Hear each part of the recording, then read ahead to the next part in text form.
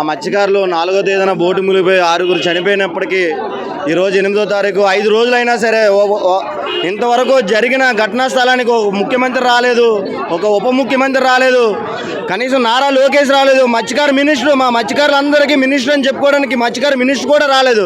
ఇలాంటి ప్రభుత్వాలు ఉంటే ఏంటి, లేకపోతే ఎందుకు వచ్చింది ఇలాంటి ప్రభుత్వాలు? ఇలాంటి చేతకాని ప్రభుత్వాలు ఎందుకు? మత్స్యకారులకి న్యాయం చేయలేని ప్రభుత్వాలు ఎందుకు? అసలు ఈరోజు బాడీలు దొరక్క మా మత్స్యకారులు మేము వెళ్ళి మా వాళ్ళ కోసం సముద్రంలో గాలిస్తుంటే ప్రభుత్వాలు ఏం చేస్తున్నాయి? ప్రభుత్వాలకు ఆ రోజు యాక్సిడెంట్ జరిగిన వెంటనే ప్రభుత్వాలకు చెప్తే కనీసం వాళ్ళు పట్టించుకున్నట్లయితే ఈరోజు 6గురు చనిపోయేవారు కాదు. ఈరోజు మత్స్యశాఖ అధికారులు నిర్లక్ష్యం వల్లే మా వాళ్ళు 6గురు ప్రాణాలు గంగలో కలిసిపోయాయి. కనుక తక్షణమే వాళ్ళ మీద చర్య తీసుకొని మా మత్స్యకారుల పట్ల ఈ బాధిత కుటుంబాల దగ్గరికి ఒక సీఎం గారు కానీ ఉప ముఖ్యమంత్రి కానీ నారా లోకేష్ కానీ ఇక్కడికి వచ్చి వాళ్ళని పరామర్శించి వాళ్ళకి ఏదో భరోసా కల్పిస్తారని కోరుకున్నాం. లేదు అని అంటే మాత్రం మా మత్స్యకారులు అందరం కూడా రోడ్డు ఎక్కి ధర్నాలు చేసే పరిస్థితి అనేది ఏర్పడుతుంది. ఇప్పటికైనా సరే ప్రభుత్వం నిర్లక్ష్యం వదిలి మా మత్స్యకారుల పట్ల మంచి భరోసా కల్పిస్తారని చెప్పేసి కోరుకుంటున్నాం. అలాగే ఇప్పుడు కొల్లు రవీంద్ర గారు వచ్చారు, 10 లక్షల రూపాయలు చెక్ ఇచ్చేసి వెళ్ళిపోతున్నారు. కనీసం మేము మా బాధను చెప్పుకుందామని అంటే కనీసం వినిపించుకోవట్లేదు. మా బాధ ఆయన వినిపించుకుంటే కదా మా మనసులో లేదని చెప్తాం. మాకు కావాల్సిన 10 లక్షల రూపాయలు సీఎం గారు ఇక్కడ రావాలి కదా, పవన్ కళ్యాణ్ రావాలి కదా. ఇంతకుముందు పవన్ కళ్యాణ్ ఈ కూటమి ప్రభుత్వం అధికారంలో లేనప్పుడు ఎక్కడైనా ఏదైనా సమస్య ఉందంటే పవన్ కళ్యాణ్ వెళ్ళి అక్కడ ధర్నా చేశాడు, అక్కడ ఆ సమస్య క్లియర్ అయ్యేది అన్నారు. మరి ఇప్పుడైతే రావట్లేదు. అంటే గెలిచినంత వరకు ఒక మాట, గెలిచిన తర్వాత ఒక మాట. ఇప్పుడు మేము కూటమి ప్రభుత్వాన్ని ఎలాగైతే నమ్మి ఓట్లేసాం వాళ్ళందరూ ఇక్కడికి వచ్చి ఇక్కడ మా అందరికీ న్యాయం చేస్తారని చెప్పేసి ప్రభుత్వాన్ని కోరుకుంటూ ఒకరు న్యాయం చేయకపోతే మేమందరం విశాఖపట్నం, విజయనగరం కలెక్టర్ ఆఫీస్ దగ్గర ధర్నాలు చేసే పరిస్థితి అనేది ఏర్పడుతుంది. మీ మీడియా ద్వారా మేము కోరుకునేది ఒకటే, ప్రభుత్వం దిగొచ్చి మా బాధిత కుటుంబాలను పరామర్శిస్తే మాకు ఒక ధైర్యం అనేది ఉంటుందని చెప్పేసి మీ మీడియా ద్వారా తెలియజేస్తున్నాం.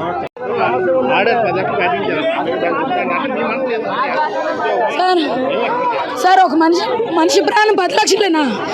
ఇప్పుడు ఆ 10 లక్షలు మా అన్నయ్యని, మా తమ్ముడిని, మా నాన్నగారిని, మా బంధువుల్ని తీసుకురాగలరా? ఇప్పుడు 7గురు బాధితులకి ఓ 70 లక్షలు ఇచ్చారు. 70 లక్షలే ఓటు కాలిపోయినప్పుడు 50 లక్షలు ఇచ్చారే. అలాంటప్పుడు మేమేనా 10 లక్షలు ఇచ్చాము. జగన్ పార్టీ వాళ్ళు అది కూడా ఎవరంటే జగన్నే గెలిపిద్దాం కదా. ఇప్పుడు జగన్ అంటే ఇద్దరేమో. ఇప్పుడు నువ్వు ఈ మాట అన్నావు, జగన్ గెలిస్తే ఇద్దరేమో 10 లక్షలు విలువ చేస్తుందా? వాళ్ళు ఉంటే వాళ్ళ పిల్లలు చదివిస్తారేమో, వాళ్ళు ఉంటే వాళ్ళ పిల్లలు పెళ్లి చేస్తారేమో. పేదోడి ప్రాణంకి మొగాల మీద 10 లక్షలు ఇసిరేసి వెళ్ళిపోయారు. ఇంక మా మనుషులు రారు. ఇంక మాకు ఈ జీవితాలకు బతికే లేదండి. వాళ్ళ పిల్లలు ఎలాగైనా ఆదుకోవాలి. ఇది కరెక్ట్ కాదు. చెక్కులకి ఇచ్చేసి వెళ్ళిపోతావా? అని చెక్కులు ఇచ్చేగాలి నీ రుణం తీరిపోయింది ప్రభుత్వానికి. చెక్కులు ఇచ్చేగాలి మీ రుణం తీరిపోయిందా? వాళ్ళు ఆదుకోవాలి కదా, వాళ్ళకి సర్ది చెప్పాలి కదా. అంతే సార్, నేను ఇంకేం చెప్పలేను. మా జీవితాలు మాకు అర్థమైపోయాయి. మేము నీటిలోని చేపలు అలాగా గుళ్ళుపై తేలిపోతాయి, చనిపోతే మా బతుకులు అలాంటివి అయిపోయింది. ఇంకెవరు రారు కదా ఓట్లాడడానికి. అని చనిపోయిన వాళ్ళు కోట్లేదనా 10 లక్షల మొక్కమని కొట్టి వెళ్ళిపోయారు. మమ్మల్ని మాట్లాడలేదు. బాధ్యతల్లో ఒక దగ్గర కూర్చోబెట్టి వాళ్ళు ఓపికలు లేవు, వాళ్ళ మొక్కల మీద చెక్కులు కొట్టేసి వెళ్ళిపోయారు.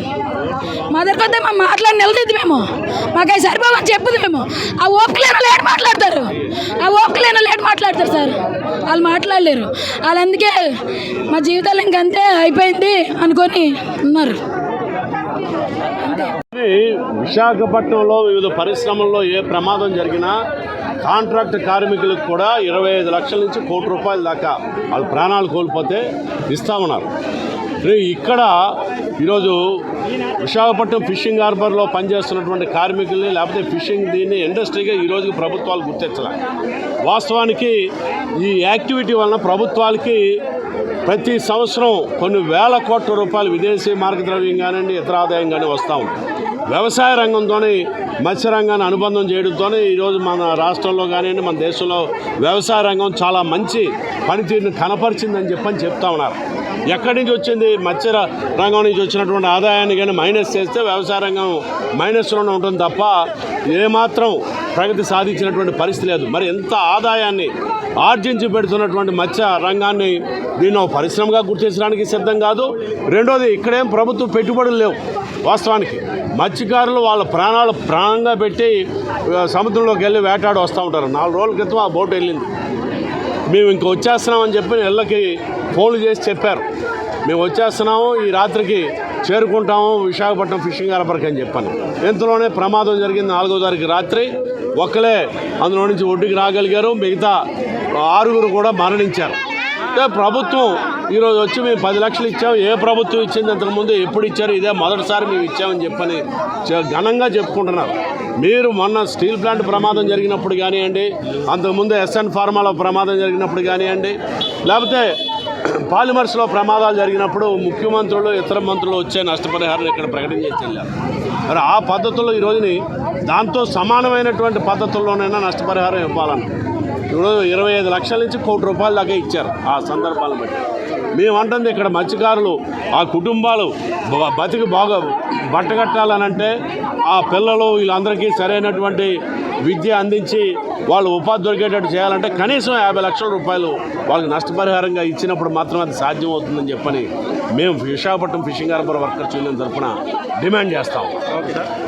ఇప్పుడు చెప్పొచ్చు సార్, చనిపోలేదా అంటే చట్టాల ప్రకారం, మన దేశంలో ఉన్న చట్టాల ప్రకారం 7 సంవత్సరాల దాకా ఆ మనిషి తిరిగి రాకపోయినా, మృతదేహం దొరకకపోతే అప్పుడు కానీ ఆ మనిషి చనిపోయినట్టు డిక్లేర్ చేయరు. కానీ ఇక్కడ చనిపోలేదు అని అనడానికి ఏంటి మనకి రుజువు? వాళ్ళు ఇప్పుడు దాకా వాళ్ళ 6 అతను ఎవరైతే ఆ బోటు ఓనరు ఒడ్డుకి వచ్చాడో, వేరే కారు చిన్న అతను రక్షించబడి ఒక వాణిజ్య నౌక నుంచి అతను చేరుకున్నాడు. అతనే చెప్తున్నాడు, మేము 12 గంటల పాటు ఈదుకుంటూ ఉన్నామండి, సముద్ర పొలాలు చాలా ఒత్తిడితో ఉన్నాయి, మా అన్న అయితే ఇంక నేను ఈదలేనురా అని చెప్పని తనే చెప్పాడు. దాంతో ఒకరు డ్రౌన్ అయిపోయారు, 4 మిగిలాం. ముందులోనూ ఒకడైతే దొరకలే, 6 ఉన్నాం. 6లో 2 డ్రౌన్ అయిపోయారు. నేను మేము 4 కూడా వస్తున్నటువంటి వాణిజ్య నౌక వైపు ఈదుకుంటూ వెళ్తున్నటువంటి సందర్భంలో అలల ఉధృతికి మిగతా వాళ్ళు చేరుకోలేకపోయారు. నేను వెళ్ళి ఆ లంగర్ను పట్టుకుంటే వాళ్ళు లైఫ్ జాకెట్లు వేసి మమ్మల్ని రక్షించారని చెప్పని స్పష్టంగా చెప్తున్నటువంటి నేపథ్యంలోని వాళ్ళు బతికి బట్టగట్టగలిగారు అని చెప్పని అనడానికి ఎక్కడా ఆస్కారాలు అయితే కనిపించడం లేదు. ఈ నేపథ్యంలో వాళ్ళని మరెందుకు ప్రభుత్వం కూడా ₹10 లక్షల అలాగే ఇచ్చారు? వాళ్ళు మరణించారని చెప్పని ధృవీకరించుకున్న తర్వాత కదా ఇచ్చారు. కాబట్టి ఇది సరైంది కాదు. వీళ్ళు ఎంత ఆదాయాన్ని ప్రభుత్వాలకు తెచ్చిపెడుతున్నప్పుడు, విదేశీ మార్గద్రవ్యంతో పాటు ఆదాయాన్ని తెచ్చిపెడుతున్నప్పుడు, వీళ్ళు వాళ్ళ ప్రాణాలని పణంగా పెట్టి వెళ్ళి సముద్రంలో వేటాడి వస్తున్నటువంటి నేపథ్యంలో వాళ్ళకి గౌరవప్రదమైనటువంటి నష్టపరిహారం ఇస్తేనే అది సరైంది కానీ చెప్పని మేము డిమాండ్ చేస్తాము.